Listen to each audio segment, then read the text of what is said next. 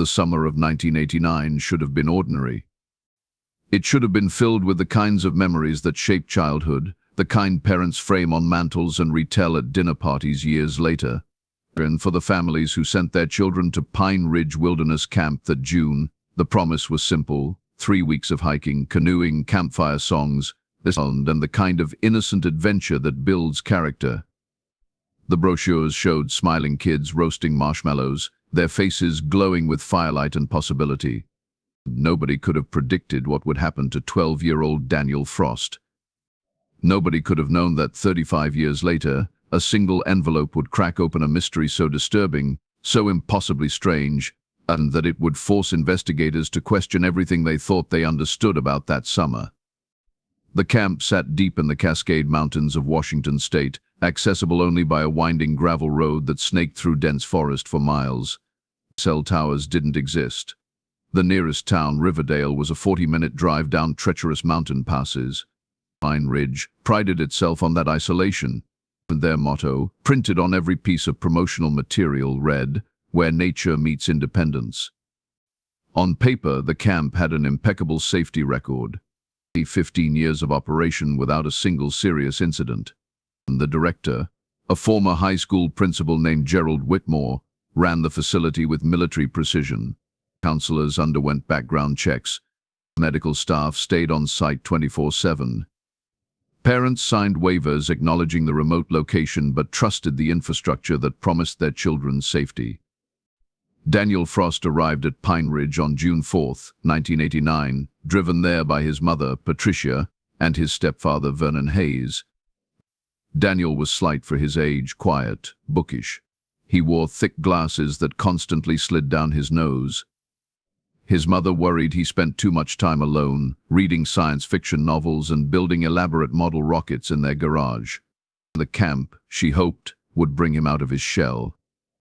Vernon had been less enthusiastic about the expense, and $300 per week was significant for a postal worker and a dental hygienist. But Patricia insisted. Daniel needed peers. He needed confidence. He needed to become, as Vernon put it with a hint of impatience, tougher. The drive up the mountain that morning had been tense. Daniel sat in the back seat, clutching his duffel bag, staring out at the trees that seemed to swallow the road. Patricia tried to make conversation, pointing out deer grazing in a meadow, commenting on the beauty of the wildflowers. Daniel responded in monosyllables.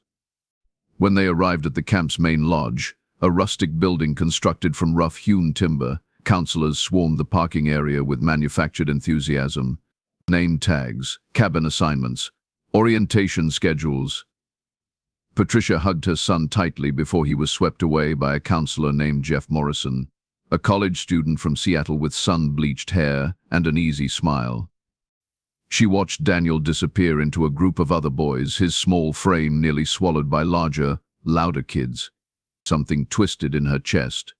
A premonition, perhaps, or just the natural anxiety of any parent leaving their child in unfamiliar hands. Vernon put a hand on her shoulder. He will be fine. This is good for him. Patricia nodded, not entirely convinced, and they drove back down the mountain. The first week passed without incident. Daniel was assigned to Cabin 7, along with 5 other boys aged 11 to 13. His bunkmate was a kid named Trevor Simmons, a loudmouth from Portland who immediately established himself as the group's ringleader. The other boys included Kyle Martinez, Ethan Webb, and 2 brothers, Aaron and Lucas Pemberton.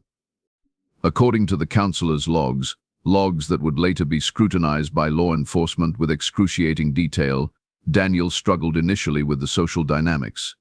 He was homesick. Mundin, Wedsuul. He wrote letters to his mother that arrived days later, filled with awkward observations about the food, the hikes, the other boys' competitiveness. But by the second week, something seemed to shift. The letters became more upbeat. He described catching a fish during a wilderness survival lesson. He mentioned learning to build a fire without matches. He said he was making friends, and that should have been reassuring. On the evening of June 21st, the summer solstice, the longest day of the year, the camp held a tradition called the night hike. Every cabin participated in a supervised trek through the forest after dark, guided by flashlights and the faint glow of a waxing moon. The goal was to reach Eagle Point, a rocky overlook approximately 2 miles from the main camp, where counselors would have hot chocolate and snacks waiting. It was meant to be magical, a bonding experience. Cabin 7's group consisted of the 6 boys and their counselor, Jeff Morrison. They departed at 8:47 p.m., according to the sign-out sheet. Jeff carried a radio, a first aid kit, and a detailed topographical map of the trail. The path was well marked, used countless times before. Weather conditions were perfect. Temperature in the low 60s, clear skies, no wind. They should have returned by 10:30 p.m. By 11:15, when Cabin 7 still hadn't checked back in, Gerald Whitmore began making radio calls. Jeff didn't respond. That wasn't entirely unusual. Radio dead zones existed throughout the mountains, but protocol demanded a search if any group ran more than 30 minutes late. At 11:40, Whitmore assembled a search team. 4 counselors, equipped with powerful lanterns and emergency supplies, headed up the trail toward Eagle Point. They found the group at 12:23 a.m. 5 boys and Jeff Morrison stood huddled together approximately a quarter mile from Eagle Point, their flashlight beams cutting erratic patterns through the darkness. They were shaken, pale, speaking over each other in panicked bursts. Jeff looked worse than the kids, his face drained of color, his hands trembling so badly he could barely hold his radio. Daniel Frost was gone. The story they told, the story that would be repeated in police interviews, newspaper articles, and desperate late-night conversations for decades, went like this. They'd been hiking in single file. Trevor Simmons led the group. Daniel had been toward the back, directly in front of Jeff. They'd stopped briefly so Aaron Pemberton could retie his boot. Everyone waited. Daniel had wandered a few feet off the trail, maybe 10 feet, to look at something, a noise in the bushes. An animal, perhaps. Jeff called him back. Daniel turned, waved, started walking toward the group. And then he was just not there. Not gone in the sense of disappearing into the woods. Not running away or hiding. Gone. Vanished. As if someone had flipped a switch and Daniel Frost ceased to occupy space.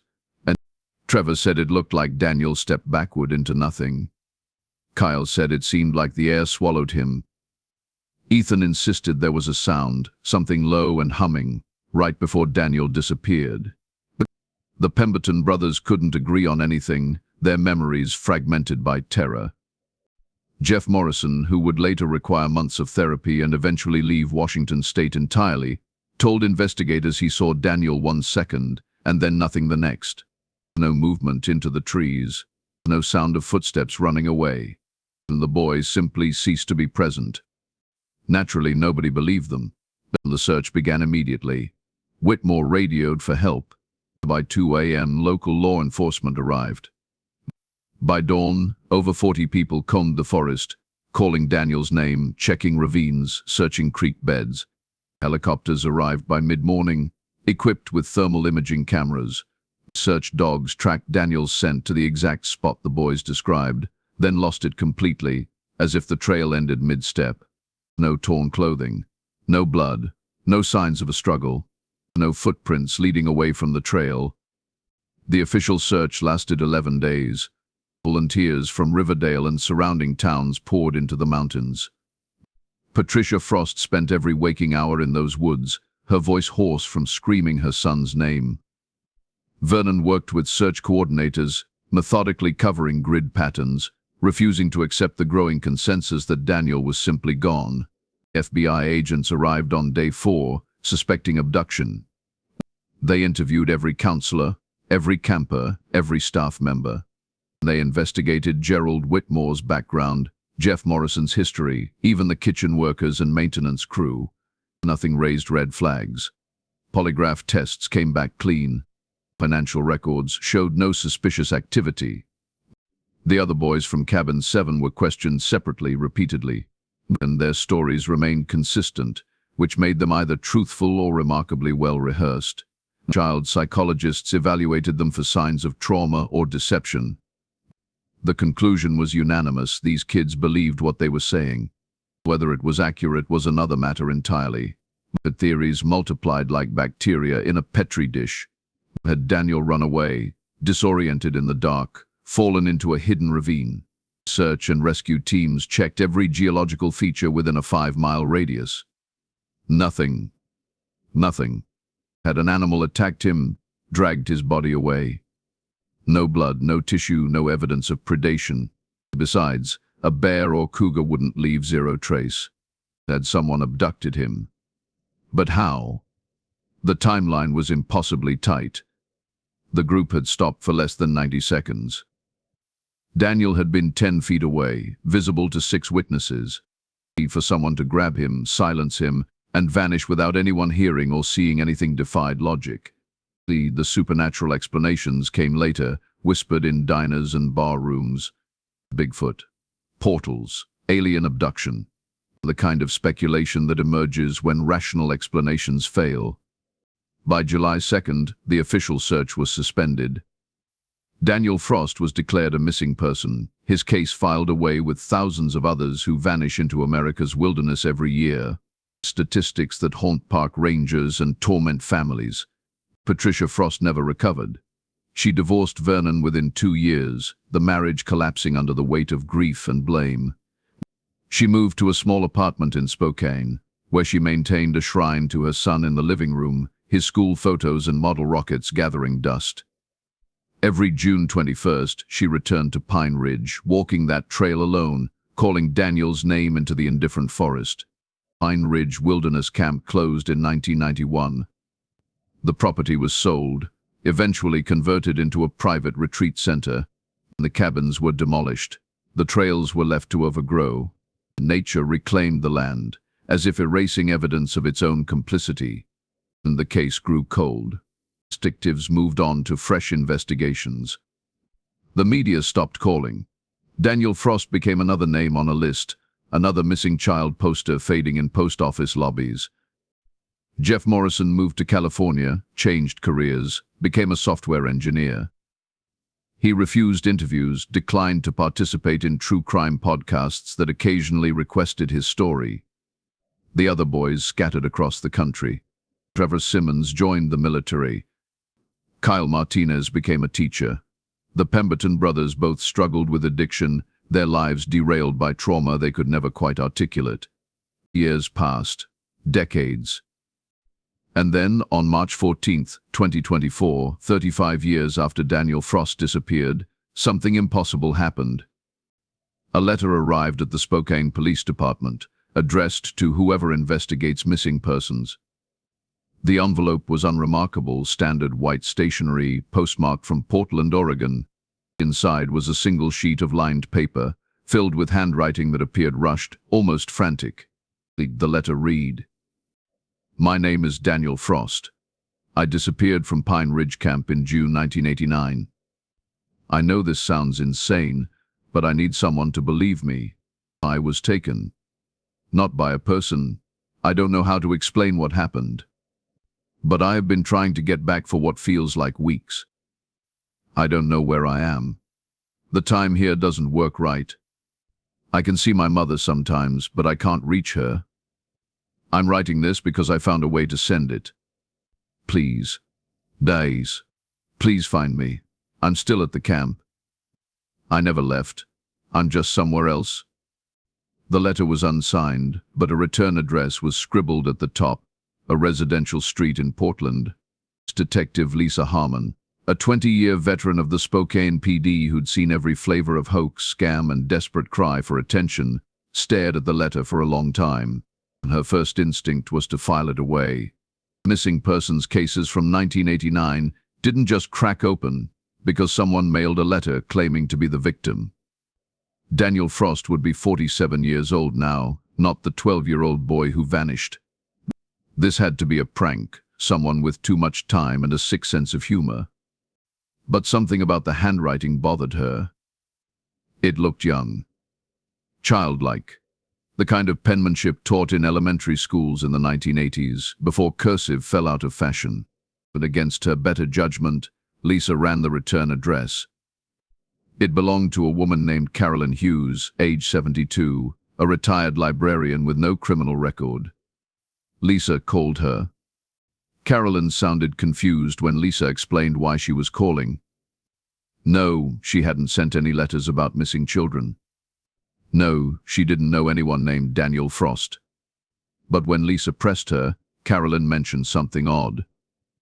A few weeks ago, she'd found a letter sitting on her kitchen table. Not delivered by mail, just there.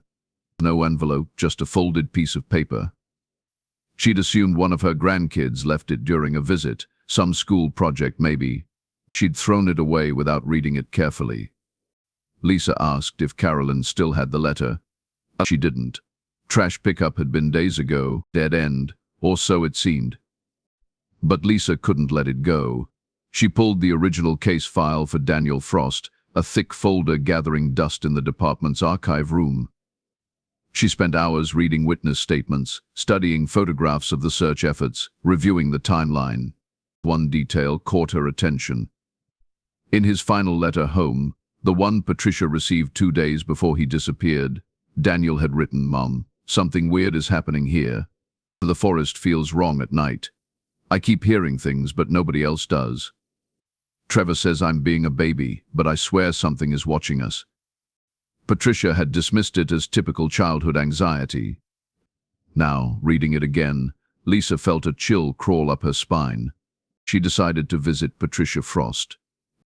The woman who answered the door looked decades older than her 68 years.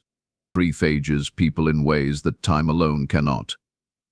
Her apartment was exactly as Lisa expected, frozen in 1989, a museum dedicated to a boy who never grew up. Lisa showed Patricia the letter. Patricia's hands shook as she read it. Tears streamed down her face, not from hope but from something darker. Exhaustion. Anger. "People have sent me letters before," she said quietly, claiming they know where Daniel is, claiming they saw him in another state, another country. It's always lies. Always people trying to hurt me more than I'm already hurt. "I believe this one is different," Lisa said, though she wasn't sure why she believed that. Patricia looked at her with eyes that had stopped hoping long ago. "Even if it's real, even if someone is pretending to be my son, what good does it do? He's gone, detective. He's been gone longer than he was alive." Lisa left the apartment with the letter and a photograph of Daniel, his 12-year-old face smiling awkwardly at the camera, glasses sliding down his nose, holding a model rocket he'd built himself. Back at the station, Lisa did something that would later be called either brilliant or reckless. She contacted a forensic linguist, Dr. Raymond Kellerman, who specialized in analyzing written communication. She sent him scans of Daniel's childhood letters and the mysterious letter from Portland without telling him the context. His analysis came back 3 days later. According to Kellerman, the handwriting in both samples shared statistically significant similarities. But letter formation, spacing, pressure patterns, all consistent with being written by the same person. But more than that, the linguistic patterns matched. Vocabulary choices, sentence structure, even the way Daniel had spelled certain words incorrectly in his childhood letters, those same errors appeared in the Portland letter. Kellerman's conclusion was cautious but unsettling. "If this is a forgery, it's the most sophisticated I have encountered. The writer has either perfectly mimicked a 12-year-old boy's handwriting from 1989, or they are that 12-year-old boy." Lisa sat in her office, staring at the analysis, her coffee going cold. If the letter was real, if Daniel Frost had somehow sent it, then the question wasn't just where he'd been for 35 years. The question was, where was he now? And how, after all this time, was he still 12 years old? Detective Lisa Harmon had spent 20 years in law enforcement, and in that time she'd developed what her colleagues called an unhealthy inability to let cases go. Cold cases particularly. The ones where answers existed somewhere in the darkness, waiting for someone stubborn enough to keep searching. The Daniel Frost letter had become an obsession. She spent her nights reading everything she could find about missing persons cases in wilderness areas. But the statistics were staggering. Over 600,000 people were reported missing in the United States every year. Most were found, but thousands weren't. And within that subset, there existed a particularly disturbing category: people who vanished from national parks and forests under circumstances that defied explanation. The patterns were unsettling. Disappearances near bodies of water, victims found miles from where they vanished, sometimes in areas that had been searched multiple times. Missing shoes, missing clothing, children who disappeared silently, without screaming, as if they'd been plucked from reality mid-step. Daniel Frost fit the profile perfectly. Lisa contacted the FBI's Violent Criminal Apprehension Program, requesting any similar cases from the late 1980s in the Pacific Northwest. What came back was a file containing 43 unsolved missing persons cases from Washington and Oregon between 1985 and 1995.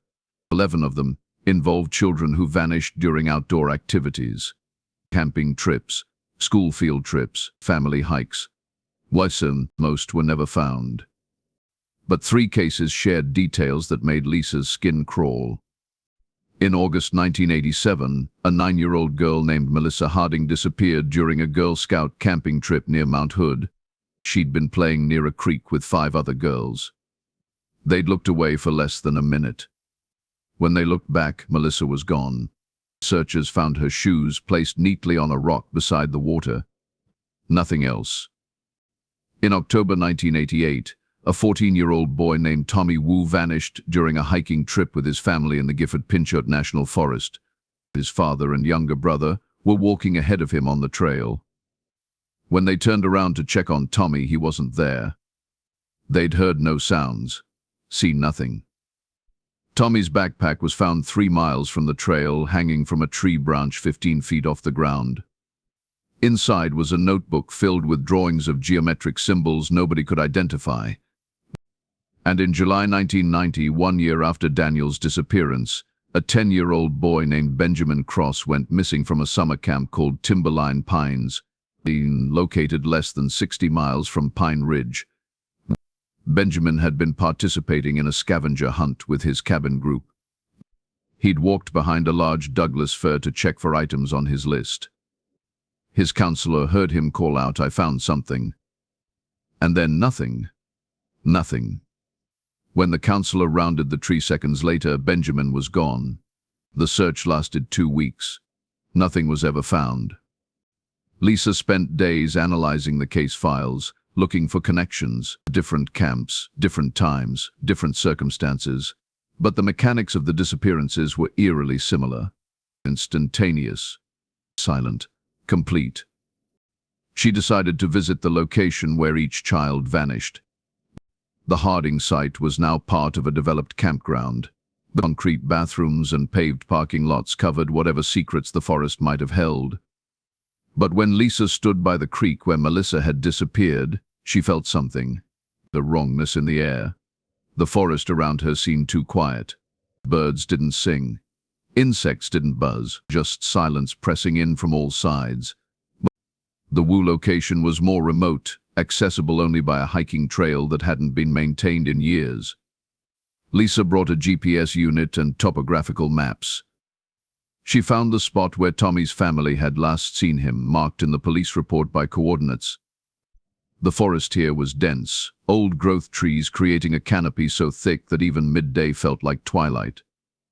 Lisa stood there for nearly an hour, photographing the area, taking notes, trying to understand what could have happened. She noticed something strange. There was a clearing about 30 feet from the trail, perfectly circular, maybe 15 feet in diameter. And the grass inside grew differently than the surrounding forest floor. Shorter, browner. As if something had scorched it years ago and the land never fully recovered. Lisa collected soil samples, though she had no idea what she was testing for. Timberline Pines, the camp where Benjamin Cross disappeared, had closed in 1993. And the property had been abandoned, buildings left to rot. Lisa obtained permission from the current landowner to access the site. The camp was unrecognizable now. nature reclaiming structures that humans had temporarily occupied. She located the tree where Benjamin had vanished, using crime scene photos as reference. It was massive, a Douglas fir with a trunk nearly 8 feet in diameter, its bark scarred and ancient. Lisa walked around the tree slowly, running her hands along the rough bark. On the backside, hidden from the main trail, she found something that stopped her cold. Carved into the bark, about 4 feet off the ground, were symbols, not random scratches, deliberate marks, were geometric patterns that looked almost mathematical. They had circles interlocking with triangles, lines radiating from central points. That they were old, the bark having grown over them partially, but still visible if you knew where to look. Lisa photographed them extensively. When she got home that night, she compared the symbols to the drawings found in Tommy Wu's notebook.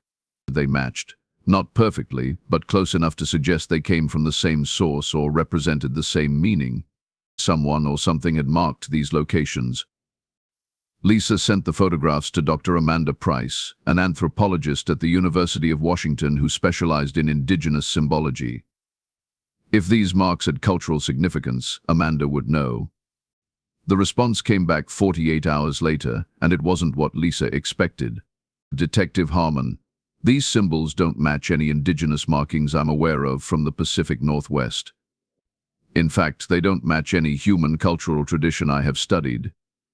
The geometry is too precise, almost architectural. If I had to guess, and this is purely speculation, I'd say these look more like navigation markers or coordinates. But for what system, I have no idea. Navigation markers. Coordinates. Lisa stared at the email, her mind racing. What if Daniel Frost's letter was telling the truth? What if he hadn't been taken by a person, but taken somewhere? And what if these symbols marked the locations where that somewhere intersected with here? It sounded insane. Lisa knew that. But insanity was starting to feel more logical than any rational explanation. She decided to return to Pine Ridge. The property had changed hands several times since 1989.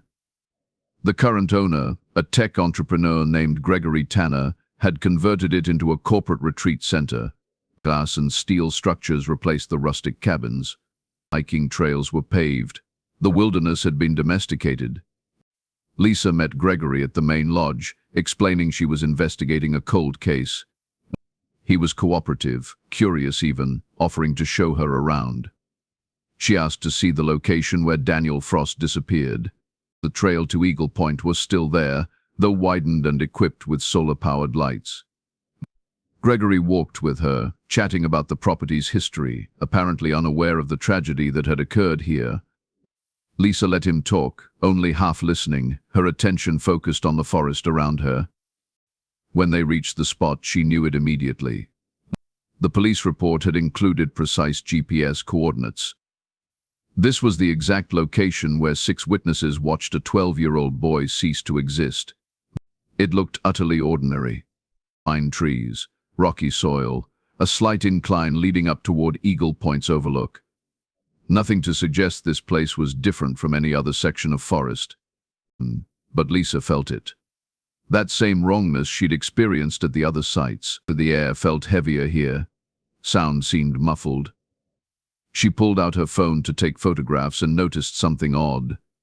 The screen flickered. The GPS coordinates jumped erratically, showing her location as miles away, then snapping back. "Does electronics malfunction here often?" she asked Gregory. He frowned. "Actually, yeah, we have had issues with Wi-Fi equipment. Cell reception is terrible even with boosters. The engineers keep telling us it's the mineral content in the rocks interfering with signals." "Why? What my?" Lisa didn't answer. She was looking at the ground, at the trees, searching for those symbols. She circled the area methodically, examining every trunk, every boulder. Nothing. Nothing. And then she saw it. Not carved into a tree, but scratched into a large granite rock embedded in the trail. Faint, barely visible. But there, the same geometric pattern from the other locations. Circles. triangles, radiating lines. Lisa knelt beside the rock, tracing the marks with her fingers. They were cold, colder than the surrounding stone, as if the rock itself held a different temperature. "What are you looking at?" Gregory asked, peering over her shoulder. He squinted, barely. "Probably just natural weathering. But this rock's been here forever." But Lisa knew better. These weren't natural. They were deliberate, intentional. She pulled out a portable EMF meter, a device she'd borrowed from a paranormal investigation team, half expecting them to laugh at her. She'd never believed in that stuff. Ghosts, hauntings, electromagnetic anomalies. It was pseudoscience. But when she turned the device on and held it near the marked rock, the readings spiked. The needle jumped into the red zone, indicating electromagnetic activity far beyond normal background levels. Gregory looked at the device with confusion. "What is that measuring?" "Electromagnetic fields," Lisa said quietly. "This spot is generating an AM signature that shouldn't exist naturally." She moved the meter around the area. The readings were highest directly over the marked rock, creating a localized field approximately 10 feet in diameter. Beyond that radius, the levels dropped to normal. Lisa felt something click in her mind. A theory forming, ridiculous, impossible, but consistent with everything she'd found. What if these locations were thin places? Points where the barrier between here and somewhere else weakened. What if Daniel Frost and the other children hadn't been abducted by a person, but had slipped through these thin places into another reality? Another dimension. It sounded like science fiction, but science fiction had a habit of becoming science fact. Lisa spent the rest of the day at Pine Ridge, documenting everything. She took soil samples, recorded EMF readings, photographed the symbols from every angle. Gregory watched with growing bewilderment, but didn't interfere. As the sun began to set, Lisa stood at the spot where Daniel vanished, watching shadows lengthen across the forest floor. She thought about Patricia Frost, alone in her apartment, surrounded by relics of a son who never aged. She thought about the letter, written in a child's handwriting, claiming to be from someone who should now be a middle-aged man. "I'm still at the camp. I never left. I'm just somewhere else." Lisa pulled out her phone and called Dr. Raymond Kellerman, the forensic linguist. "I need you to analyze that letter again," she said. "But this time I need you to look for something specific. Temporal markers, references to time, anything that suggests the writer's perception of how much time has passed." Kellerman promised to review it and call her back. Lisa drove back to Spokane that night, her mind churning. She couldn't stop thinking about the patterns, the symbols, the electromagnetic anomalies, the missing children who vanished without sound or struggle. But her phone rang at 11:47 p.m. Kellerman. "Meg Kellerman. Detective, I found something." In the letter, Daniel writes that he's been trying to get back for what feels like weeks. Not years. Weeks, and he refers to his mother in present tense. As if he expects her to still be the same person he left behind.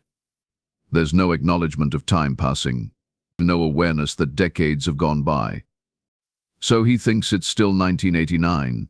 More than that, I think wherever he is, time doesn't function the same way. He's experienced weeks while 35 years have passed here. Lisa felt her pulse quicken. Is that possible? According to theoretical physics, yes. Time dilation. Relativity. If someone existed in a space where time moved differently, they could experience hours while years pass elsewhere. Einstein proved time isn't constant, but it bends, stretches. Under the right conditions, it can be manipulated. Lisa thanked him and hung up. She sat in her car outside her apartment building, staring at the case file in the passenger seat. Daniel Frost's photograph looked back at her, a 12-year-old boy frozen in time. The next morning, Lisa did something that would either validate her theory or end her career. She contacted Dr. Helen Voss, a theoretical physicist at MIT who'd published papers on quantum mechanics and dimensional theory. Lisa explained the case, the evidence, the letter. She expected skepticism and dismissal. Instead, Dr. Voss listened carefully and said, "Detective, what you are describing sounds like a naturally occurring spatial anomaly. We have theorized their existence for decades, but never confirmed one. If these locations are generating localized distortions in space-time, and if those distortions briefly align with another dimension or parallel reality, then yes, people could fall through. And if time operates differently on the other side, they could remain there for subjective weeks while objective years pass here." "Can we get them back?" Lisa asked. There was a long pause. "I don't know. But if the anomaly that took them still exists, there might be a way to reverse the process. You'd need precise measurements of the EM field, gravitational readings, and ideally access to the location during a period of high activity." "What causes high activity?" "Unknown. Could be solar activity, lunar cycles, geological factors. Or it could be random. Nature doesn't follow schedules." Lisa spent the next 2 weeks monitoring the Pine Ridge location. She installed equipment with Gregory Tanner's permission, setting up cameras and sensors around the marked rock. She recorded data continuously, looking for patterns. On April 9th, 2024, 53 days after the letter arrived, the sensors detected a spike. Lisa was at the station when her phone alert went off. The electromagnetic readings at Pine Ridge had jumped 300% in less than 10 minutes. The spike was still climbing. She called Gregory. "I need you to evacuate the property. Right now. Don't ask questions, just get everyone out." Then she drove. She broke every speed limit between Spokane and Pine Ridge, making the 2-hour drive in 90 minutes. The sun was setting when she arrived, the forest bathed in golden light that made everything look surreal. The sensors were screaming, EMF readings in the red. The air around the marked rock shimmered, like heat waves rising from asphalt, but the temperature was 60 degrees. Lisa approached slowly, her heart hammering. She could feel it now. Pressure building, reality bending. The wrongness intensified until it felt like her skull might crack from the tension. And then she saw him. A flicker, a shadow that shouldn't exist. A shape forming in the shimmer above the rock. The boy, 12 years old, wearing clothes from 1989, thick glasses, terrified expression. Daniel Frost. Daniel Frost. He was translucent, barely there, flickering in and out of existence. He was screaming, but no sound reached her. His mouth moved, forming words Lisa couldn't hear. She pulled out her phone and hit record. Daniel, can you hear me?" The boy's eyes locked onto hers. Recognition. Hope. Terror. He pointed behind him, into the shimmer, into whatever place he'd been trapped for 35 subjective weeks. And Lisa saw it. Others, Manas, were Danfaria, dozens of them. Children, adults, all flickering in and out of visibility, all trapped in that space between dimensions, unable to cross back. Melissa Harding, Tommy Wu, Benjamin Cross, and faces Lisa didn't recognize. They're people who'd vanished years ago, decades ago, all existing in that thin place where time didn't work. Daniel's mouth moved again. This time, Lisa understood. Help us. Help us, and the shimmer intensified. The pressure became unbearable. Lisa's nose began to bleed. The sensors exploded, sparks flying. The electromagnetic field collapsed suddenly, violently, like a rubber band snapping. And Daniel was gone. The forest returned to normal. Sound returned. Birds sang. The pressure vanished. Lisa stood there, blood running from her nose, her phone still recording, and staring at the spot where a boy from 1989 had briefly returned to a world that had moved on without him. She reviewed the footage later. It showed everything. Daniel, the others. Proof that something impossible existed in those woods. But proof meant nothing if she couldn't bring them home. Lisa spent the next months working with Dr. Voss, analyzing the data, trying to understand the mechanism.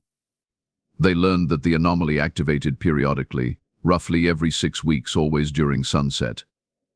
They learned that the electromagnetic signature was building toward something, as a convergence, a moment when the barrier between dimensions would be thin enough to allow passage. Dr. Voss estimated it would occur on June 21st, 2024, on the summer solstice, 35 years to the day after Daniel Frost disappeared. Lisa contacted Patricia Frost and told her everything. The woman listened without interruption. When Lisa finished, Patricia said simply, "I will be there." On the evening of June 21st, 2024, Detective Lisa Harmon stood at Pine Ridge with Patricia Frost, Dr. Helen Voss, and a team of physicists equipped with experimental technology designed to stabilize the anomaly. The sun set slowly, painting the sky orange and purple. The sensors activated right on schedule, and the shimmer returned, stronger this time, more stable.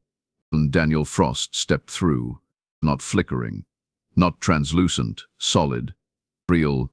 Still 12 years old, still wearing the clothes he'd worn in 1989, looking exactly as he had the night he vanished. Patricia collapsed. Lisa caught her. The boy saw his mother and ran forward. But as he crossed the threshold completely, something changed. His body began to age rapidly. 35 years compressed into seconds. Hair graying, face wrinkling, body aging. He reached his mother's arms as a 47-year-old man, collapsed against her, and began to cry. Behind him, other figures emerged. Melissa Harding, now a middle-aged woman. Tommy Wu, elderly. Benjamin Cross, aging before their eyes. One by one, the missing crossed back, time catching up with them in brutal, rapid succession. Some didn't survive the transition. Their bodies couldn't handle decades of aging in moments. And they collapsed and died, finally at peace after years trapped in a place where time stood still. Daniel survived. So did 7 others. They had stories. Horrible stories. Tales of existing in a forest that wasn't quite real, where the sun never fully rose or set, where they could see their families through a veil they couldn't cross, that where days felt like weeks and weeks became an eternity. And the media went insane. The government seized all evidence. The official story became sanitized.